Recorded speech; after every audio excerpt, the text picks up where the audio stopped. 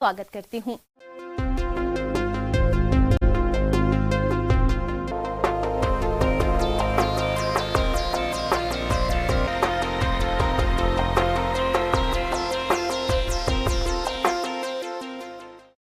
नई और उन्नत तकनीक से फसलों की पैदावार में काफी वृद्धि देखी है। जहां पहले के समय में किसान हल और बैलों से खेती करते आ रहे थे, वहीं आज के समय में किसान कृषि यंत्रों के इस्तेमाल से अपना समय बचाने के साथ साथ मुनाफा भी अधिक कमा रहे हैं। तो चलिए आज हम इन्हीं आधुनिक कृषि यंत्रों के बारे में विस्तार से जानते हैं कृषि इंजीनियर निधि कुमार से।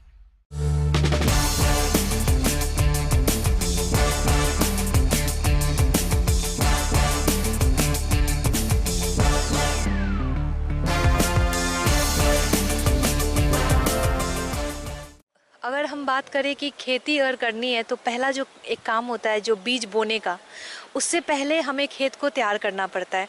और खेत को तैयार करने के लिए हमारे पास बहुत सारे यंत्र होते हैं, कर्षण यंत्र जिसको बोलते हैं। और खेती में जुताई का महत्व बहुत ज़्यादा होता है, क्योंकि अगर बीज सैया तैयार करना होता है तो हमें खेतों को पल्वराइज करना होता है, उसमें उसको भुरभुरा बनाना होता है। बीज बोएं तो वो अच्छे से जर्मिनेट हो जाए, वो अंकुरित हो जाए। तो इसके लिए हमारे पास दो तरह के इम्प्लीमेंट्स होते हैं, टीलेज इम्प्लीमेंट्स जिसको बोलते हैं। एक तो होता है प्राइमरी जिसको बोलते हैं प्राथमिक कर्षण यंत्र, दूसरा होता है द्वितीय कर्षण यंत्र। तो प्राथमिक कर्षण यंत्र जो होते हैं उसमें जैसे आप मान लीजिए जितने भी प्लाऊ होते हैं, जिसके पीछे नाम प्लाऊ लगा रहता है, उसको हम बोलते हैं प्राथमिक कर्षण यंत्र। तो अगर आप देखें पहले ज़माने में हमारे यहाँ होता था देशी प्लाऊ, जिसको आप बोलते हैं हल अगर देखें तो वो हमारा प्राइमरी टीलेज इम्प्लीमेंट था। तो अभी भी जैसे आप देखेंगे गांव में बहुत ही रेयर हो गया है कि दो उसको बैल लगा के हम उसको प्रयोग में लाते हैं। तो इससे क्या होता है, एक लाइन बस आपका होता है, तो इसकी एफिशिएंसी काफ़ी कम होती है। तो हम लोग अब आ गए हैं मोल्ड बोर्ड प्लाऊ की तरफ। मोल्ड बोर्ड प्लाऊ भी आप चाहे तो इसको बुल्लॉक से भी चला सकते हैं, जिसको बोलते हैं बैल से चला सकते हैं, और नहीं तो इसको हम ट्रैक्टर ड्रॉन वाला चलाते हैं। तो इससे हमारे 25 से 30 सेंटीमीटर की गहराई पे जुताई होती है। मोल्ड बोर्ड हल ये एक ट्रैक्टर चलित यंत्र है। इसका फार छड़फाड़ यानी बार टाइप प्रकार का होता है तथा ये उच्च कार्बन स्टील या कम मिश्रित स्टील का बना होता है। इस हल की जुताई की गहराई का नियंत्रण हाइड्रोलिक लीवर से या ट्रैक्टर के 3 पॉइंट लिंकेज से करते हैं। इस हल से सख्त मिट्टी को भी आसानी से तोड़ा जा सकता है। इसका प्रयोग हरी खादों को मिट्टी में मिलाने के काम में भी होता है, लेकिन ये उसको उतने अच्छे से मिलाता नहीं है, मिक्सिंग नहीं करता है, ये बस कट करता है। तो इसलिए मोल्ड बोर्ड प्लाऊ को हम उतना प्रेफर नहीं करते हैं। लेकिन अगर मिट्टी हल्की है तो आप इसको लेके चला सकते हैं। तो ये होता है एक मोल्ड बोर्ड प्लाऊ। दूसरा एक होता है डिस्क प्लाऊ। डिस्क प्लाऊ में आप देखेंगे कि इसकी जो डायमीटर होती है, व्याज होती है, वो आपकी होती है 60 सेंटीमीटर की। और इसमें आप देखेंगे एक्सल पे आपके बहुत सारे तवे नुमा स्ट्रक्चर, जिसको बोल सकते हैं तवा नुमा स्ट्रक्चर होता है, और ये मिट्टी को स्लाइस की तरह काटता जाता है और आपकी मिट्टी को ये मिलाता जाता है। डिस्क प्लाऊ प्राथमिक भूमि तैयारी करने वाला 3 पॉइंट लिंकेज इम्प्लीमेंट है। ये मिट्टी खुदाई के लिए प्रयोग किया जाता है। आमतौर पर नरम मिट्टी की स्थिति में अधिक उपयोगी है। कुछ डिस्क प्लाऊ में 2 से 4 बॉटम प्लाऊ होते हैं। इसको खुदाई की गहराई और दिशा के अनुसार व्यवस्थित किया जा सकता है। तो इसकी जो ब्याज होती है थोड़ी ज़्यादा होती है, 60 सेंटीमीटर। तो इसका जो एफिशिएंसी होता है थोड़ा ज़्यादा होता है डिस्क प्लाऊ का।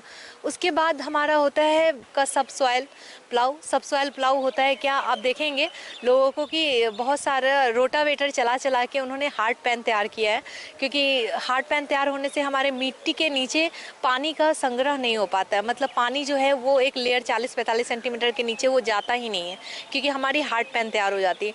तो हम लोगों को बोलते हैं कि सबसॉइल चलाएं। ट्रैक्टर चलित सबसॉइलर हल। इस हल में एक हरिस होता है जो उच्च कार्बन स्टील का बना होता है। हरिस ऊपर एवं नीचे निकले हुए किनारे को दृढ़ता प्रदान करता है। एक खोखला स्टील का एडॉप्टर होता है जो हरिस के निचले भाग में लगा होता है और फार को मदद प्रदान करता है।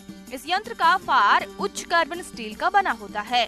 यंत्र की गहराई ट्रैक्टर की हाइड्रोलिक प्रणाली द्वारा नियंत्रित की जाती है। हल का प्रयोग गहरी जुताई के लिए किया जाता है, जिसमें मिट्टी की जल धारण करने की क्षमता बढ़ती है। तो ये 60 से 70 सेंटीमीटर के नीचे के हार्ड पैन को तोड़ देता है। इससे पानी का रिसाव खेत में अच्छा होता है, जो हम बोलते हैं कि गर्मियों में भी मिट्टी में नमी संरक्षित रहता है। ये सारे प्लाऊ हमारे प्राइमरी में आते हैं, जिसको बोलते हैं प्राथमिक कर्षण यंत्र।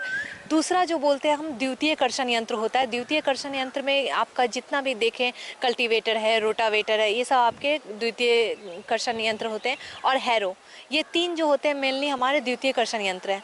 तो कल्टीवेटर में आप क्या करते हैं, कल्टीवेटर आपने देखा होगा कि उसका फ्रेम होता है और उसमें 7 से 13 टाइन्स लगे होते हैं। टाइन्स कहते हो कैसे होते हैं, शॉवेल जैसे होते हैं, और इसमें एडजस्टेबल नट भी होते हैं। मतलब अगर आप चाहें तो उसकी दूरी को घटा या बढ़ा सकते हैं।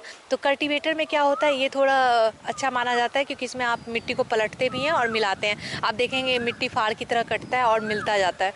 तो इसमें कल्टीवेटर भी बहुत अच्छा काम करता है और काफ़ी प्रचलित है कल्टी के नाम से अपने यहाँ। उसके बाद अगर देखें तो दूसरा होता है हमारे यहाँ हैरो। हैरो में हमारे यहाँ डिस्क हैरो काफ़ी प्रचलित है। जैसे मान लीजिए जहाँ पे खरपतवार की समस्या खेतों में ज़्यादा होती है और मिट्टी भी थोड़ी कठोर होती है, लेकिन पथरीला नहीं होना चाहिए, मिट्टी कठोर अगर है तो आप हैरो चला सकते हैं। हैरो में क्या होता है, 2 एक्सल होते हैं। ये तवानुमा स्ट्रक्चर होता है, जैसे डिस्क प्लाऊ आपने देखा होगा वैसे ही तवानुमा होता है, लेकिन ये 2 ऑफसेट में आते हैं। मतलब 2 एक्सल पे 2 डिस्क लगे रहते हैं, नंबर ऑफ डिस्क लगे रहते हैं। तो इससे क्या होता है, मिट्टी कटती भी है स्लाइस की तरह 40 से 45 सेंटीमीटर गहरी, और उसको मिलाती भी है। और खरपतवार या जो भी स्टबल भी अगर खेत में, जिसको बोलते हैं पुआल अगर रह गया या डंठल छूट गया है, तो वो भी मिक्सिंग करता हुआ वो खेत में जाता है। तो इससे काफ़ी मिट्टी भुरभुरी होती है और इससे आपका खेतों में मल्च भी मतलब मिल जाता है, स्टबल भी मिल जाता है। उसके अलावा बात करें तो रोटावेटर है हमारे पास। रोटावेटर में क्या होता है कि मिट्टी भुरभुरी भी होती है और वो साथ साथ वो प्राइमरी और सेकेंडरी टिलेज दोनों ही साथ में अच्छे से करती है। लेकिन रोटावेटर हम ज़्यादा रिकमेंड नहीं करते क्योंकि हार्ड पैन बहुत जल्दी तैयार होता है रोटावेटर में। इस प्रकार यंत्रों के उपयोग से उपज में 30% तक की वृद्धि हो सकती है। साथ ही खेत में जल धारण क्षमता बढ़ जाती है। वहीं मिट्टी की गहरी जुताई के साथ साथ मिट्टी का उपजाऊपन भी बढ़ता है और खरपतवार उन्मूलन तथा कीड़े मकोड़े का घर नष्ट हो जाता है। इन यंत्रों को प्रयोग करने से कृषि कार्य कम समय और कम लागत में हो जाता है और ये काफ़ी बढ़िया है। आप कृषि यांत्रिकरण को अपना सकते हैं। धन्यवाद।